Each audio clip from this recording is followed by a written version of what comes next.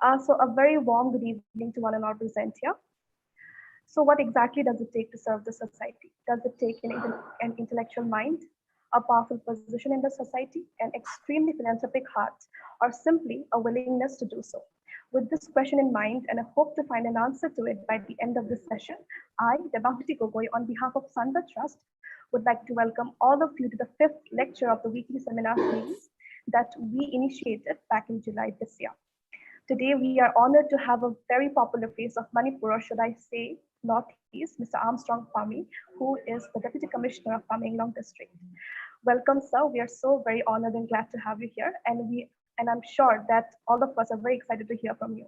So without further ado, I would like to ask Kunal to introduce the speaker, and also I would like to ask all of you to keep your mics muted, and if you have any questions, please put it in the chat box. We can definitely take it up in the 30 minutes of Q&A session. Kunal, please take it forward. Thanks, Devahuti. Hi, everyone. This is Kunal, ASL, placed in Singhat. In the connection to our today's topic, public policy and governance, a bureaucrat perspective, we have Armstrong Pame. So just to brief about Sir, Armstrong Pame is a Deputy Commissioner of Tamenglong District and hails from Tamenglong Districts of Manipur.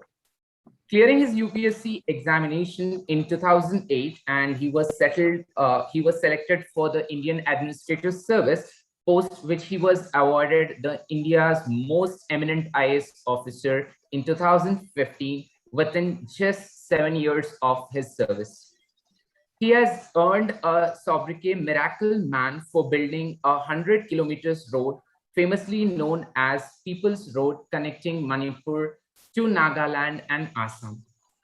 In August 2012, he raised 40 lakh rupees for this purpose through Facebook. For this efforts in building roads with donation and volunteers, he was invited to Facebook headquarters in California.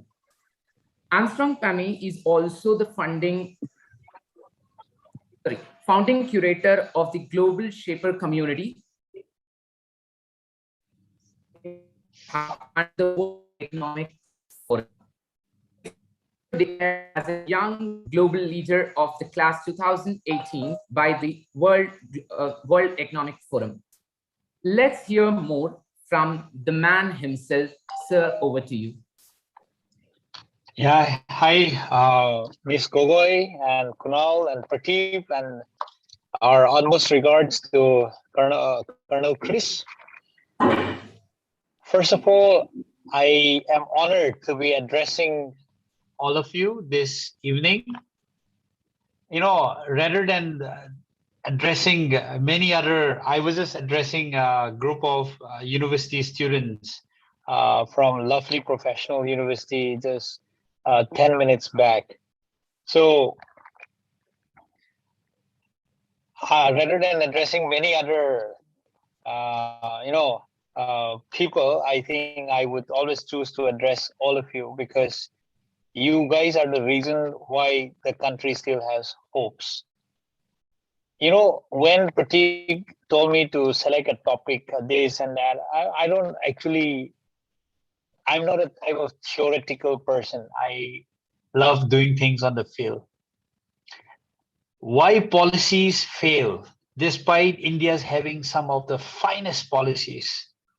If you look at the NREGS charter, it's so well documented that it will take you at least 1 week to read the whole of those policies. If you look at the NHM, National Health Mission charters, if you look at the policies, it's going to take you 3-4 days to go through all of them. Likewise, Ramsa, SSA, you name it. All of these policies are super great, super good. But why are we still not able to achieve the desirable level of education, health, infrastructures, and all of this? It's because there are less people like all of you who are working day and night in the field. I could see some faces from the Northeast. How many of you are there? I think from the list of participants, I could see Kim Paite, Khongzangbam, Dollar Singh, so many from Manipur or even from Assam. I want to throw them a challenge. Tomorrow, if the chief minister calls you up and say, I want to appoint you as a school teacher, in 3 years, you will stop teaching. You will suppose this Kim is from maybe, Kim, which district are you from? I could see. Sir. Churachandpur. Where in Churachandpur are you staying? New Lamka. New Lamka. Suppose the chief minister calls you up or education minister calls you up. Kim, I'm very happy with your work. So I'm going to give you a government teacher's post. Please go and teach in Faizol, in a place like Thingpuikol. In 2 or 3 years' time, almost 99% you will stop teaching. You will put someone in your place to teach, and you will stay back in New Lanka. That's how it happens with everyone in Manipur. I don't know, Miss Gogoi, I don't know if it's happening in Assam, but that is the problem. When young people are writing for their MBBS exam, at the time of counseling, they'll say, I'm willing to work in the rural areas, do this and do that. I have interviewed a lot of people in the last few years of my careers. This and that, for the government job, contractual, and some regular. They will say at the time of interview, they're willing to go and kill people also if we ask them to go and kill. After being appointed, after 3 months or after 6 months, the energy, the enthusiasm goes down, and then they come back and say, okay, no more passion. So that is one reason why the government system is not able to achieve its optimum. So, see, just giving you another example. Doctors, nurses, none of the doctors are willing to come and work in the rural areas. In the last 5 years, Tausen PHC only has one doctor. Why? It's not that the government is not posting a doctor. Always there will be at least 2-3 doctors. Once the transfer order is given, that particular doctor will take a joining time of about 1 month or 2 months. During that time, they will keep running around for their transfer. Once they get the transfer within 1 month or 45 days, a new doctor will be posted. The new doctor will continue the same cycle. And that is how in the last 5 years, we only had one doctor for Tausen PHC. Not only doctors, nurses. Many of them refuse to join. And I'm not blaming only people from, the headquarter areas or from Imphal. No. If you are a villager and suppose I give them a job to stay in village, now that they have a regular source of income, they will leave the village and they'll go and settle in a better place. Why I want to start with this is, why do young people have no more passion and no more zeal in life when Colonel Christopher, after his retirement, has still so many more zeals and enthusiasms? Chris, how old are you now? If I am to ask, you must be 65, I'm sure. 65 or 63 and above. Could you say again? I just missed the question. Could you tell me again? No, I want to know how old are you now? Less than 60, just about. See, if Colonel Chris, who is touching 60 and has served in the army, has served in various positions, if he can still have so much passion and zeal for untouched area of the country, why do young people who just started living their life has no more zeal in life? I see people getting recruited as doctors, nurse, teachers, below the age of 30. All of them wants to stay in the headquarters. All of them wants to stay in Imphal and, just do absolutely nothing about it. I want to question the young people today through all of you who are participating here. The main crux to success however good the policies be, is dependent on this commitment, the enthusiasm, the never say die spirit that you need to have. This is extremely important. Now, coming back to this, framing the policies, many times we see the framing of the policies has been done taking into account, not taking into account the field reality. It's extremely difficult to implement. Okay, I'll just give you one example again from medical, because now we're facing the pandemic. You know, why should a doctor working in Imphal PHC why should they have the same traveling expenditure as the doctor posted in Tausem or Singhat, for example? One of you from Churachandpur, can you please tell me how much is the vehicle hiring cost if you take sumo from Churachandpur to go and join your duty in Singhat? I'm sure it should not be less than 10,000 to go and join your duty. Whereas a person staying in Imphal, maybe just a walking distance, you just have to take an auto, or you have a personal vehicle. Working in some PHC in Imphal East, you know, the funny thing is they have the same traveling assistant in their salary. What is that? TA, DA, you name it. All of them are paid the same. Same thing for the teachers. So for instance, when I was in the secretariat, I have tried my best to change this policy for the teachers under Autonomous District Council. I was not in a very influential position. I was just merely a joint secretary. I couldn't change much. So when you make policies which does not differentiate the field level difficulties, it is very difficult to translate into action. So when you frame policies, look at the field difficulties. Do not look at a uniform policy that should be equally implemented in all over the country. This is difficult. You know, every policy has its difficulties. And there has to be a different way to achieve the goal. That is the first thing. Now, the second thing, when framing policies, do not make it so hard, so structured that there is no room for flexibilities. In the government, I see, and now over the last 13 years, some of the policies are so tight jacketed that, you know, I just have no rooms for kind of negotiation. So it depends on the person now, how to find a way out of it. If I cannot, I give up. So you are all working in a private sector now. Many of you would be one day be in a position to make decisions. So make that type of policy where there will be some sort of flexibilities for some difficult situations.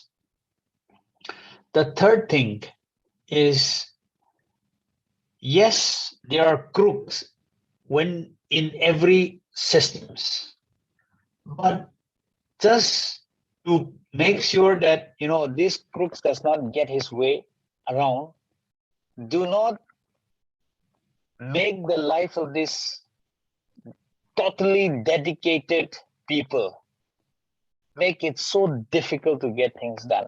Chris and I, we have been talking about getting your FCRA. I agree that there are some quite a lot of fake NGOs, you know, getting money for not doing anything. But there are actually a lot of genuine NGOs who actually are doing things at the field level. Just to punish these people, the other type of NGOs, rules have been framed in such a difficult manner that, you know, even those genuine ones continue to suffer. So at my district level, when I make certain things, I always look into this aspect also. So at the ground level, when you make these policies, I want to remind you this, that, you should find a room for kind of flexibilities. Do not make it too strict that people will not be able to, have some freedom to change. Now, the next thing is getting good people to work for you is the most important thing, I believe. So how do we select good people? It's extremely difficult again.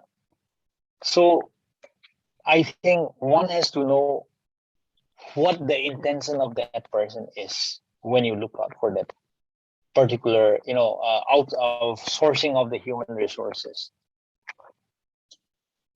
Young people have different goals, different ambitions, different level of commitment. When you look out for that particular specific role of job, you should be able to find out how is his or her commitment for this particular job. Is he a type of person who will just give up easily? Is he a type of person who has, very less commitment, or who is not able to find anything, that's why they just come just to earn some few bucks? I think it is important to do this. I believe you should, when you recruit person, you should take time to at least give a chance of like 3-4 days, just see how they behave, how they think, how they, a kind of internship. I think this is extremely important to be checked out when you are recruiting people, because the success of your policies depends on the people that you're going to work with. Now, coming back to the difficulties of working in our areas, believe me, it has not been an easy ride. If you want to do too many things, the government says no. If you're doing too little, you get, kind of like bring back again from the people. So when you have to take a choice, when you have to make a choice between doing something and not doing anything, or so to say, just considering your work as just another type of work just to get your salary, this will differentiate you from the crowd. If I were just to do my regular duty and not going beyond the call of duty to get things done, I believe I would not have been the happiest person as I am today. The person who just introduced talk about the People's Road. In 2012, in the month of June, when I was touring villages, not easy. I had to travel to villages on foot, be it rain or sunshine. So many SDOs have passed by. I could also have just said, it's a difficult place. I just have to finish my tenure.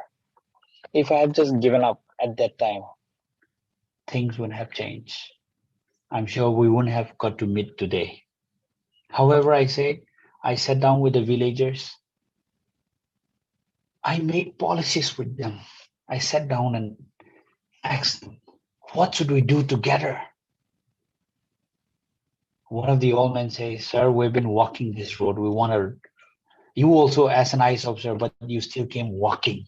We want you to do something. We want to build this road to connect with our district headquarters. And then there's a highway bus coming from Nagaland and going to Assam. We want you to connect there.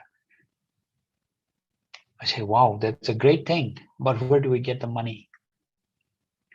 And the old man simply put up saying that, sir, you're an IS officer. If you do not know the source of money, how do you expect us to know? So that's when the challenge started. And this old man, 92-year-old that time, and he's still alive. He's now 100 plus. He said, I'm going to give you my 5-month salary. That comes to about $1,000 because he was getting an old age pension of 200 rupees per month. So that's when the challenge started. So going out of the way, going the extra mile to get things done is important. I knew the rules. I tried putting in PMGSY, not possible because PMGSY, you need to have certain population criteria. You need to be, this and that. So it was not possible. Then I explored through PWD, state government, but my Manipur state government has very little resources. We all depend everything, almost for everything from the central government. It was not very easy to get things done. So the question raised to me was, within me was, should I wait for the government to do something, which will take at least 4 or 5 years? Then my time in the Tausem subdivision would be gone by then. Or, while waiting for the government, let me do something about it. So I chose the second path, saying that let me do something about it, whatever I can. And that is how we were able to start on a voluntary basis. I had some savings. I kept together those money. I challenged my brother and sister, and even my mom, who was getting my dad's pension of 5,000 rupees per month. And that is how we were able to raise money, get the road done. You know what? Today, the best news is, if you Google it, the newest national highway in the country is National Highway 137, and this is the People's Road. The bigger thing, why is this truly a People's Road? Now, to get this type of new greenfield project done, the cost of land compensation is too high. So it was not possible to get money for both land compensation as well as for road construction. Compensation alone would have come to 500 crores. We, in our place, we are not so hugely populated. So the only thing, I went to the higher authorities, tried my best.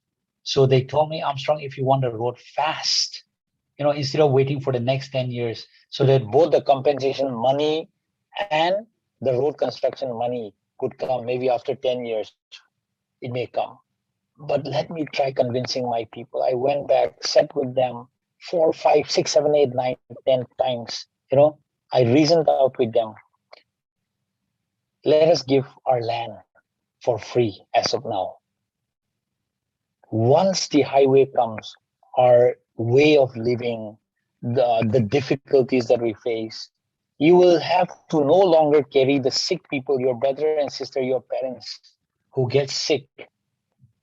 You don't have to carry them on bamboo stretcher anymore with this highway. And today the government has adopted this road to be a national highway. People have decided not to claim compensation for this first phase of the road, which will be double lane. The road construction has started. And the good thing is, my villagers can now sit and wait for a bus going to Singapore. With their passport, they'll be able to reach Singapore from a bus then sitting in their village. So that's the best news.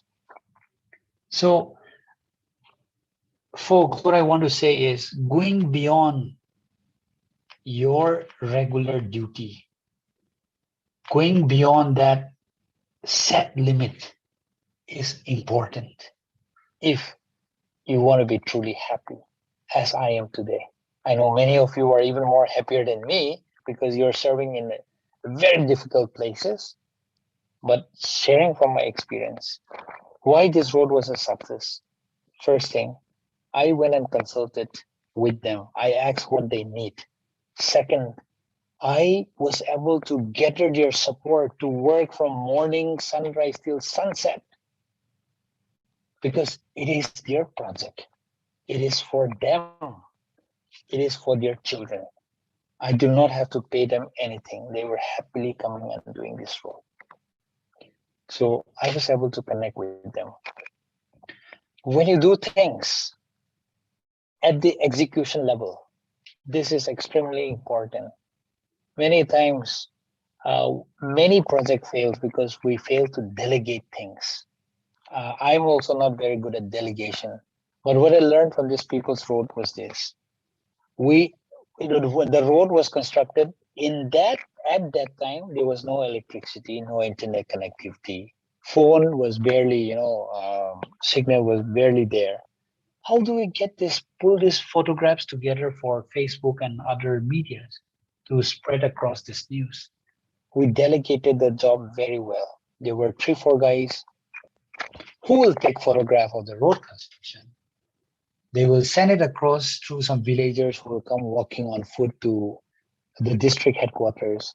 Then I will get those photographs sent to my brother Jeremiah in Delhi, because network is better. My brother is an English assistant professor. He will make good stories out of it. People will put up those stories. My brother will put up those stories, read them, be encouraged, and dedicate. Those things became very well organized in various cities, big cities. We let those students union leader take over those donations and other helps that people wanted to give.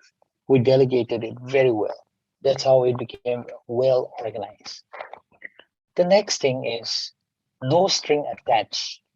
When you're doing things, if you feel that, how will this benefit me? Somehow or the other, people, the villagers, are smart enough to find out the ulterior motives, if you have any. When you start something, if you have any ulterior motives, how does my family gain out of it? How do I benefit out of it? People will slowly realize, and they're not going to support you. So absolutely, some of those projects which we have done, and that has reaped so much of fruit today. I believe we have done it out of pure compassion, out of pure feeling for the humanity. We have been so successful. In the last 3 months ago, when the government gave us the opportunity to recruit nurses and lab technicians for these COVID duties, there were there were about 6-7 girls who had come back from Narayana Health Institute in Bangalore. I remember in 2017, when I first came as a DC, Devi Shetty ji, whom I happen to know, offered some seat through Colonel Pillai. So I sent those girls for nursing at a very subsidized rate. Today they have graduated and I recruited them. I was so happy and satisfied. Today they are doing very well in their duties. Seeing this type of success gives you happiness. Next thing, when implementing policies, transparency is extremely important. The People's Road was so successful because for every single penny that was donated, we made it public. Tamenglong was the first district to have a TrueNet machine in the first wave, because I learned that I'm gonna be spending much more money by hiring a vehicle and sending down the samples for RT-PCR. So starting with self, I donated some money. Then I called the public to donate whatever they could. In 21 hours, we gathered about 26 lakhs to buy this TrueNet machine with about 500 or 1,000 kit of, the testing kit. So transparency, we made those donation open for all and every single penny accountable. So that is how we were extremely successful. Maintaining transparency in whatever little initiative that you do is extremely important. So that's how I learned from some of the past projects which has been so successfully implemented. So I think we will take questions on those. If any one of you have questions, I think I'll be happy to share questions. Yeah, discuss together. Yeah, Chris. Yeah, first I'd like to come in.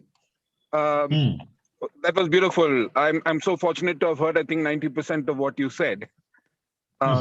So very, very interesting. Firstly, the ones who are listening to you, the 40 odd people, this is all the Sunbird family, everybody involved in the team. And there are 27 of us team members, and at least 10 are just like your nurses who you sent to Devi Shetty. We had 35 children, 35 students in Bangalore. 14 of them graduated in September, and 10 of them are back with us here in Manipur, working in our various projects before they take the next step of, post graduations or whatever. And one of them, Dollar, who's in the audience right now, has actually got a scholarship to Italy, to the University of Padua, one of the top 50 universities in the world. Oh, brilliant. Great. Yes. So that's the first point. And the second point is, if we want to talk about passion, these are the whole team coming from, relatively comfortable places all over India. And for instance, the team serving in your subdivision of Tausem, staying in the little village of Aben, staying for in the, the situation there, the electricity, the connectivity and whatever. So I'm really glad that, I think this is a team that brings a lot of passion for their work over here in Manipur. Okay, now coming to the policy, just one thing I really empathize with what you said is that so much of the policy is made by people sitting in the air-conditioned environs of Delhi and wherever.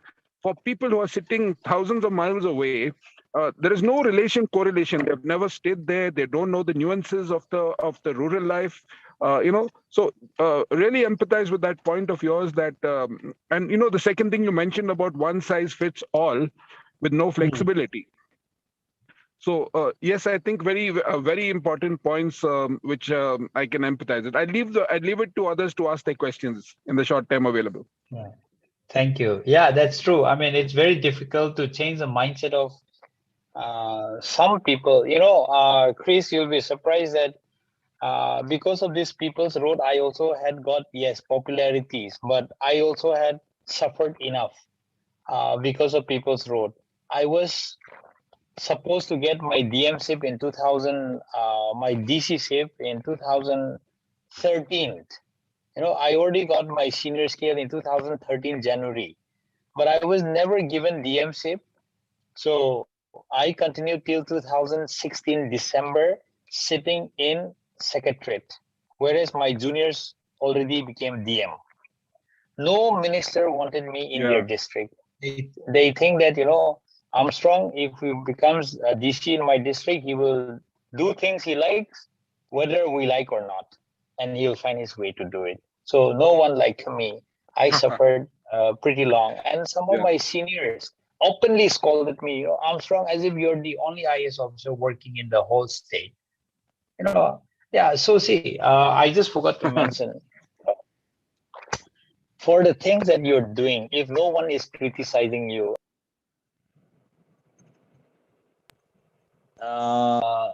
everyone comes and claps your hand and saying, "Oh, that's a great job done." Well, sometimes you reflect back, saying, "Is it not too big?" You think back. See, for this People's Road, lots of seniors officers, this and that criticize. Now, when I started this initiating to get this national highway converted, the People's Road into national highway, giving up compensation. I got thousands and thousands of people saying, Armstrong, why are you doing this? People are getting lots of compensation, this and that. For me, what matters is this. I want my people to stop carrying the sick people on bamboo stretcher. I want the kids to stop walking on their foot when they go to district headquarters. I want the women, folks who are growing vegetables to stop seeing their fruits and vegetables getting rotten in the field just because there is no vehicle.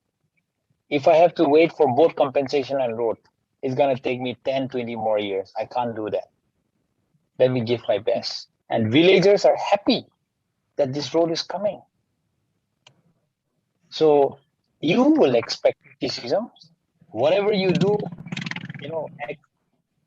believe me, there will be thousands of criticisms coming, but you are too small-hearted if you give up because of few criticisms. So never give up on your spirit and enthusiasm. That's what I wanted to tell you. Thank you, Armstrong. Anybody would like to ask the questions? Yeah, I can just go ahead. Yes, sir. I would like to ask a question. Sir, you mentioned about policies should be framed in such a way that the honest people are not penalized for the crimes of a few. Yeah. So, could you probably throw some examples about policies which actually incentivize good doers, good behaviors?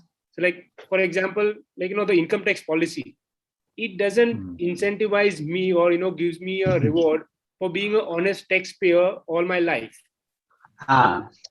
So do you think policies should also have that element to encourage people to be honest? Well, it depends on the resources available. If you are to award people, I suppose for income tax, if you start awarding all the honest taxpayers, I think the resources might as well be, many of them might as well be spent. But see, there are so many ways to incentivize people, maybe in the form of recognition, maybe in the form of, grading the various income taxpayers into green zone, blue zone, red zone, I think those type of incentivization will as well work very well, So, and then the society should also learn to appreciate this type of effort. So that's why when I say policies should not be straitjacket, in most of the government policies as we see today, if you look at NREGA policy, NREGA, MZNRGS, the way MZNRGS is now been fit into this MIS system is so difficult now, I don't understand anymore. So it's only those computer expert that I hire them. I pay them 10,000 rupees a month for them to do this computer data entry job. You have to fit the master role. You have to go and take GPS. In the process of implementing this, things have become very, very difficult. And thieves and crooks are much smarter.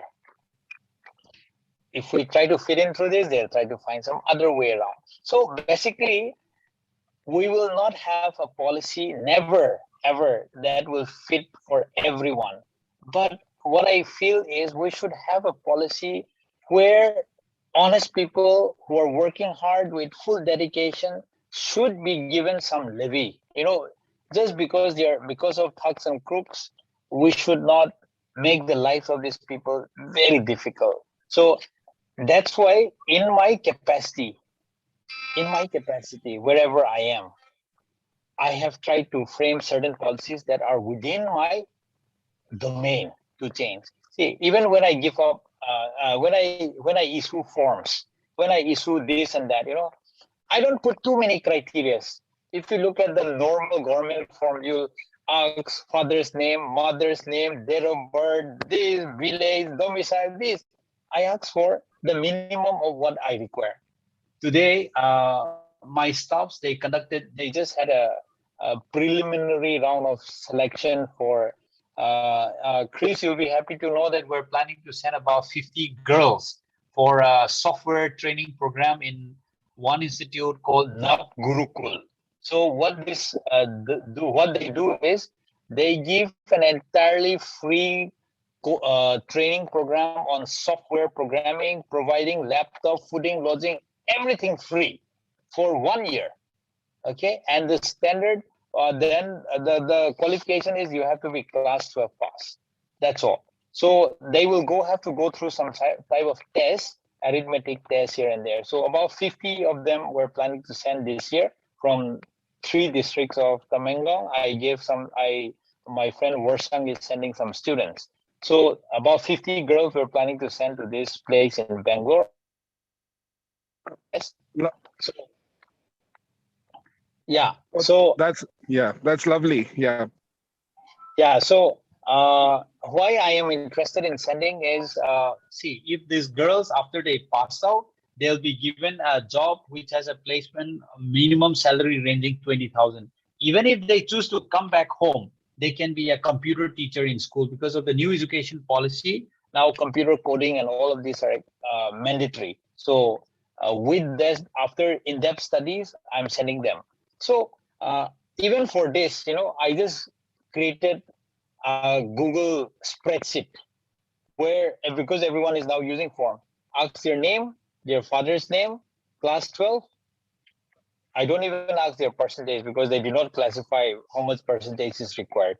So just 4 or 5 columns, they all fill up. They came to my office today. I told my ADM and my PA to do some preliminary screening to see their level of interest. Then the lady, Nav Gurukul co-founder, she had a good level of interaction. Tomorrow they're gonna have an online test. If they get through, they'll go there. So whatever is in my domain, whatever is possible, I try to make things easy. And it is my commitment that as I grow in this service career, in my service ladder, wherever I'm given an opportunity, I will ensure that life is easier, for them. They should not feel that, oh, I have to go to government office. Oh, I don't want to go. I would prefer going here instead of this and that.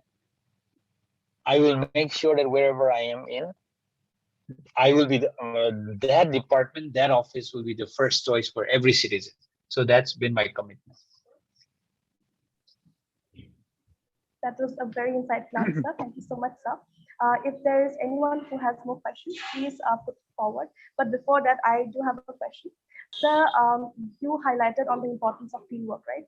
But why is it that, sir, the people who are working in the field directly in the grassroots and with the local government, why are they highly overworked? But they are underpaid. For instance, if we look in the ICDS system, sir, and we have ASHA workers and we have Anganwadi workers, they are completely overworked, sir. They work so much, but they are underpaid, sir. What do you have to say about that? I would like to know your view on that, sir. Well, yes. Maybe the Anganwadi and the ICDS workers in your place of work are working hard, but I would say 80% of the Anganwadi workers and ASAs, they don't work in many of the places. Many of them, especially if they become Anganwadi workers or helper, they get 3,000, 6,000 salary. Many of them, they choose to stay in the headquarters, coming back to the first point. So I think it differs from state to state. And yes, for some of the ASAs, they also have been demanding a raise in their kind of incentives and honorarium. So I think those needs to be addressed specific to the field. But I do not recommend, a kind of uniform increment in the incentives or the salaries of every categories of field level workers like Anganwadi workers, because see in hill areas, Kim would be knowing, she's from Lamka. Even in the Churuchandpur district headquarters itself, I don't know how many children are coming for 3 days in a week minimum to an Anganwadi center. In my district, though I'm a DM, just because I'm interacting with all of you in an informal session. None of the kids goes to Anganwadi centers. It just become an empty building. It's not happening. So why should I pay them? Why should I pay these Anganwadi workers for not doing anything? In villages, say for example, during this vaccination, I introduce an incentives. If you're able to mobilize people for the one who mobilized maximum number of people to come forward for vaccination. In a matter of 40 days, one ASA was able to mobilize about 300 people. We awarded her 20,000. So I think it should serve the purpose if we give incentives according to the type of work and the place of work. So I think this is extremely required to be done. Why should a doctor? Yes, I agree, they're highly qualified, but who is just working for 10 days in a month be paid a lakh of rupees? Their salary starts with, I don't know, 80,000 or 1 lakh rupees. And there's many of the doctors, they have this system called rotating service, a roster. I don't know if it is practiced in other districts, but in many of the districts, I don't know if it is done in Assam or not, but they arrange amongst themselves the roster. They just work, 10 days in a month, go the rest of the days. Some of them do nothing. Some of them work in the private sector. Private sector, they get different pay again. And then here from the government, they get 1 lakh plus. Sometimes I think it is not fair. But anyway, that's how life goes on. So we do the best that we can. See, it's not that I'm giving up on my duty. I am the only DC who has filed an FIR against a very highly specialized doctor. The doctor is under suspension. I found out that he was drawing his salary for not attending any duty since the outbreak of the first wave. So that's how it is. I don't give up. I try to pursue them. So that's how it is. Thank you for the answer. I would like to ask the participants if they have any questions, please put it forward. Sir is here with us and we should make the most out of it. Sir, I have a question. Yeah. So firstly, congratulations for all the efforts that you've been putting in to work for the community and people on the ground. It's amazing to see. It's actually very, very inspiring. I think these days in our times, bureaucrats and politicians have a certain kind of a negative connotation, if I can say that. But it's very inspiring to see that people like you who are still keeping the hope alive. I want to ask you a question. So in the beginning of the talk, you mentioned about motivation of young people, right? And how those who get government jobs do it for a few years and then sort of find comforts in a city job and maybe appoint like a proxy person to do their actual job, right? So as a DC and as someone who is so motivated, I'm just taking the liberty to ask this question: that have you ever considered, how to motivate your own folks or your own team in your own district who may be engaging in such kind of practices? I'm sure you may have thought and things you may have done. It would be really amazing to hear of those.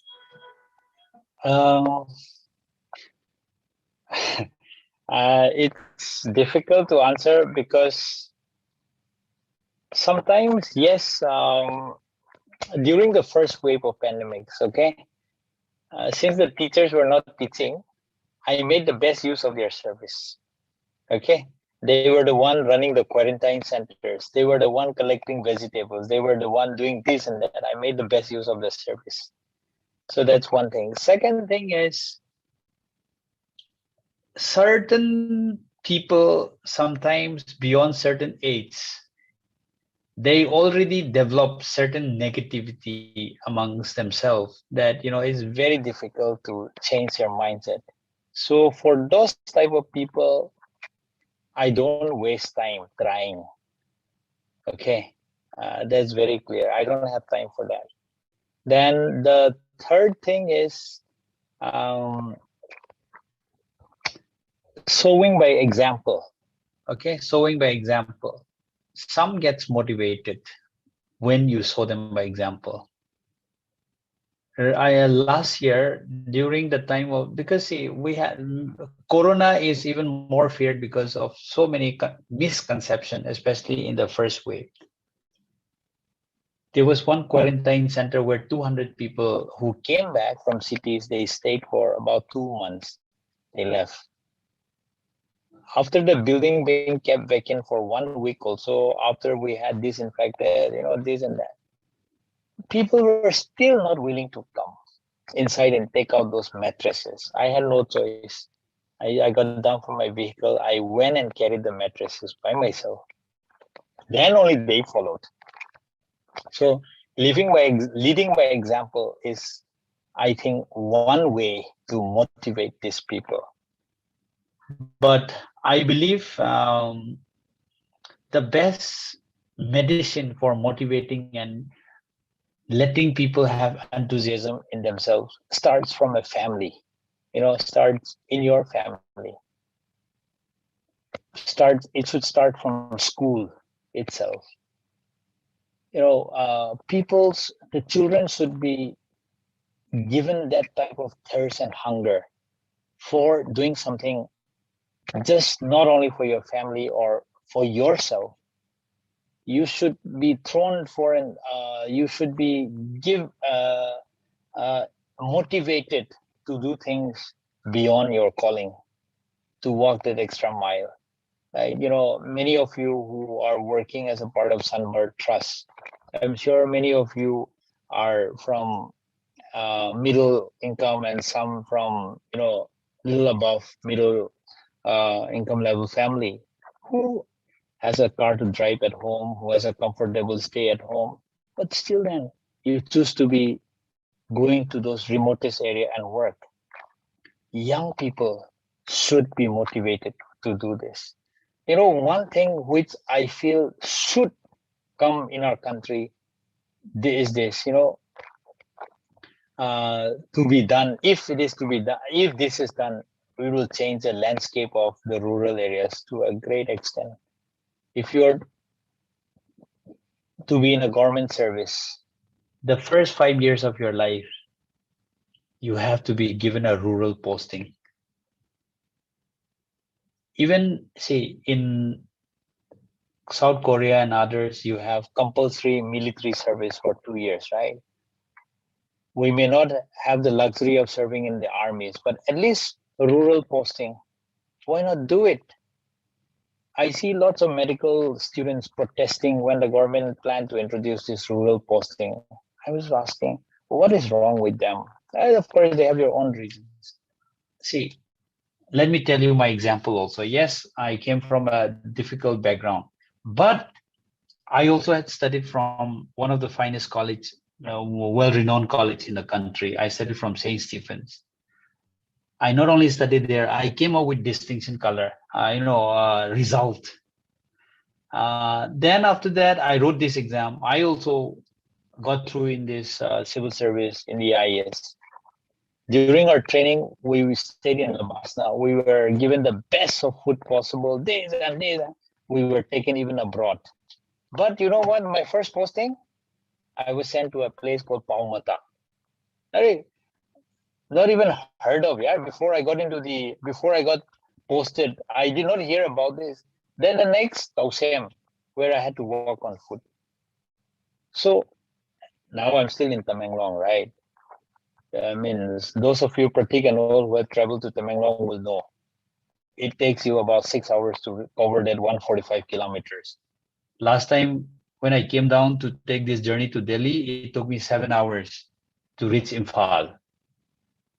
So what I mean to say is, I think the spirit to have that enthusiasm, that, wanting to do something extra should start from a family, right from the school. The teacher should be able to infuse that spirit on you. So all of you are now doing great work by going to the peripheries of the country.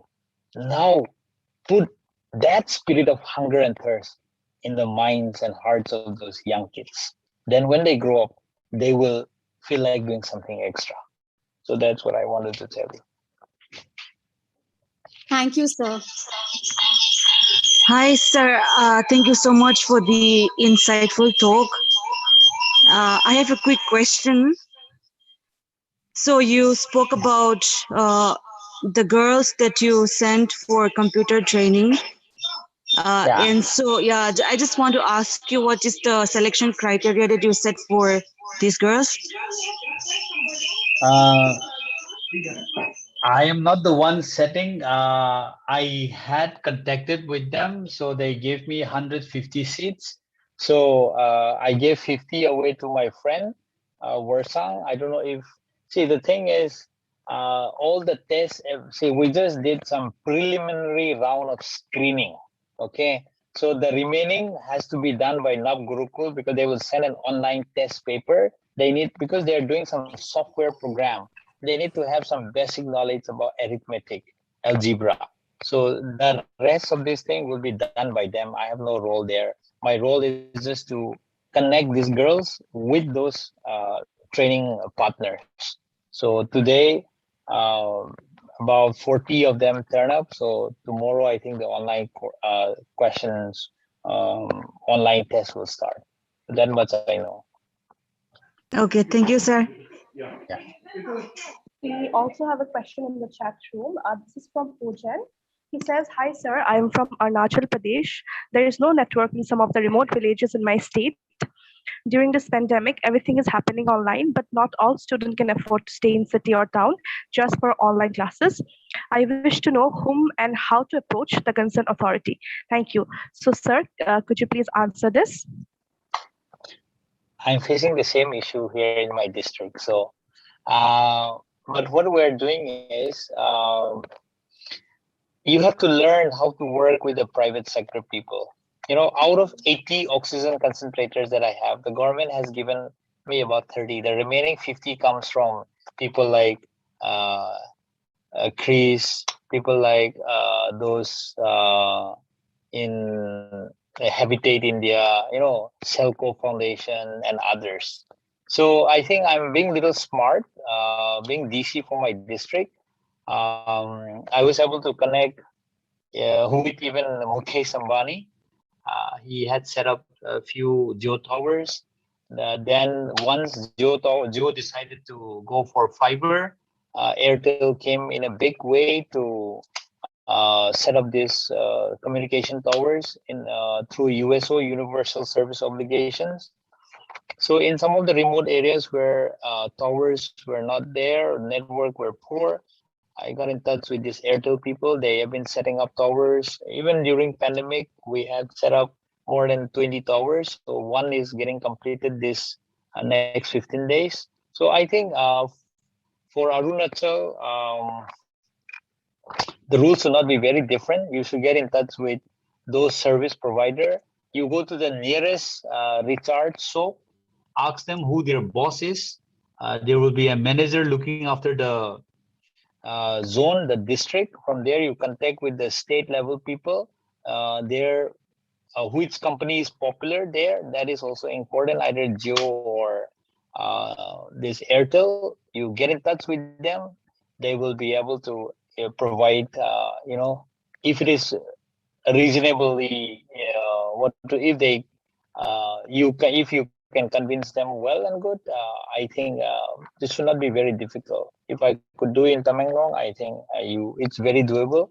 You contact with them, request them for setting up towers, then I think it should be possible.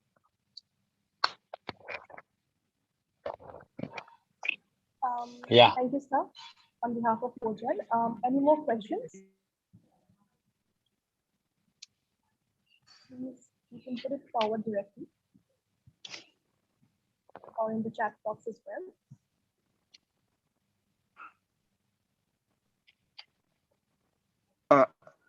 I just like to say that thank you so much, Armstrong, for sparing so much of your time. It has been really inspiring.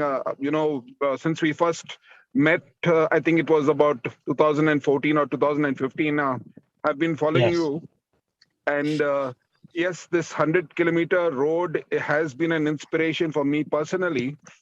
And just to share with you, Sunbird is on a similar trip of building that road all the way from Mizoram to Arunachal, in terms of schools and hostels and empowering the kids, so we've only begun our journey, and you can wish us well. I wish you all the best, and Chris, my support, my prayers, are always with you, and then you have been such an inspiring figure for all young people like us. And I wish your team the best of luck, and whoever is there as a part, working together with you.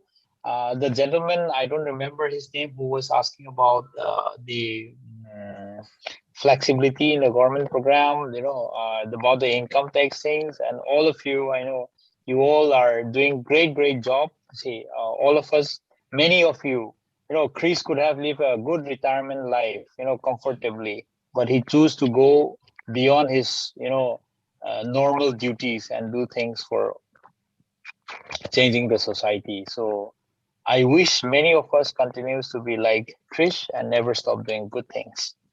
Thank you so much. The person who asked you that question is Ali. Just a Okay. small thing about Ali's background. He was a very senior person in the financial sector, in fact, Vice President, Bank of America. Gave up Oh, the good corporate life at the age of about 45. Did 3 years with Teach for India. And then, oh, yes, then he worked in your district, Tamenglong and Ajrong village for a full year in the, quite not too good circumstances about in 2018. And he had to go back home for personal reasons. And now Dr. Sonal is moving on for her studies. She's leaving for her studies in Azim Premji University. And very okay. glad to have Ali come all the way back and be with us and take over as the chief operating officer. Great, brilliant. Yeah. Brilliant. Yeah. And Chris, Chris, those girls who will be coming, I already had selected 21 girls also who will be joining the new batch of nursing. From the last year batch, there is already 11. The third batch also will have 21 girls from 3 districts. So, and now I don't know how many girls will be able to qualify for that software training programs. Whoever comes, I will leave them in the care of Sunbird Trust, because we're too far from Bangalore. Yes, I wanted to offer that. If you recollect, during the migrant crisis, Sunbird Trust was the nodal organization for all the Northeastern organizations, 39 of them. And we were able to look after more than 14,000 people, giving them rations, putting them on the trains, Wow. and things like that. So Brilliant.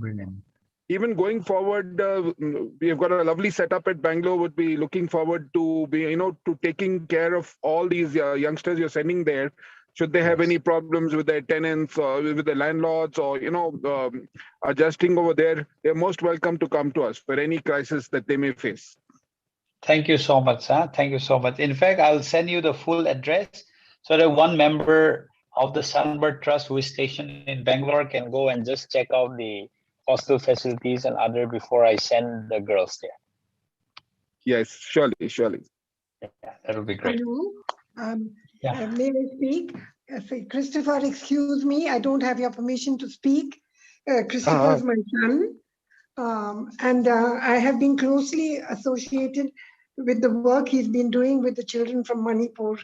And I've grown to love them like my own. When they were in Bangalore, in fact, about 20 children stayed in my home. They stayed here, they cooked here, and many of them still visit me. I want to congratulate you on your presentation and your efforts to train nurses and IT professionals. But these young students who are coming back are going to be teachers. I myself, I've done the international Montessori course, and I worked as headmistress of the Air Force School voluntarily. And I see the importance of training children from a very young age. We don't need highly qualified teachers to be teaching in the schools, who have not done a basic teacher's training course. The mind to teach a child is quite different, and that's so important. They are going to be the future of your state and your country. So I request you to see, together with Chris, your way to start a teachers training college in Manipur. Thank you so much for the word of encouragement. In fact, one of my basic aim has been to start B.Ed college in Tamenglong, but no one is coming forward. We do not have resources. Government is yet to sanction it. So, in fact, I have got over 250 acres of land just reserved for anyone willing to come and set up higher education institution. No one is coming forward. In fact, I've been trying to get in touch with some famous private universities like MET, Lovely Professional, or anyone who is willing to come, even Manipal, who is willing to come and set up engineering college and medical college. Even my district does not have even a nursing college. In Surat Chandpur, Kim, I'm sure I heard there is at least 4 or 5 nursing colleges. In my district, there is none. I say I'm gonna give you land free of cost. Whoever is willing to come and set up any higher education institution, please come and do. All administrative support we will give. So, in fact, your suggestion, madam, is very good. In fact, if Chris can find some people who can willingly fund those teachers training education institution, that would be an absolutely fantastic idea. Thank you so much. And I continue offer my whatever small way I can to help the children who are in Bangalore, because we are very old residents, and any problems that we have, I have a network of family and friends who are willing to come forward and help them. Thank you, and I say bye to you. Thank you so much. So Armstrong, my mom is known as the Bangalore grandma of all the children, all the students who are there, all the 35 who came there. They've stayed with her. Because of people like her, our people could find home there far away from home. Thank you so much. God bless her with a good health and long life. Yeah. So I think we can end this session. You've taken a lot of your time, Armstrong, from the team. Anybody would like to take over? Sir, I would like to ask one final question of Mr. Armstrong. What do you do to unwind from your stressful days?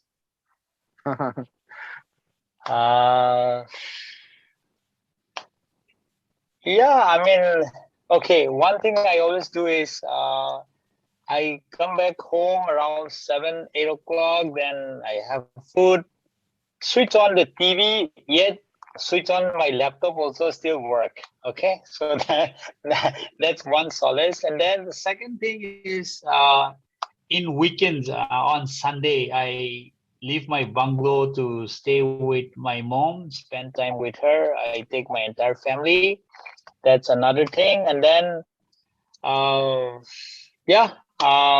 whenever I travel, I make time for meeting friends. Sometimes they take me to movies and good restaurants. So I do that. And then the third thing, now that I'm still in this DM position, traveling to villages is extremely interesting. You go to villages, you meet them, interact with them, have their own food, live the village life. It's very interesting. So I think these are the things that keeps me fresh and going. So I think that's all about it as of now. Thank you so much. We're all very grateful for your time. You've taken out a lot of time from your schedule and spoken to us. I think this matter of public policy and governance is such a black hole for layman people like us. But the insight which we got is fantastic to have, especially for the young team of Sunbird. As you must have observed, we are a very young organization, full of young people, but very passionate people.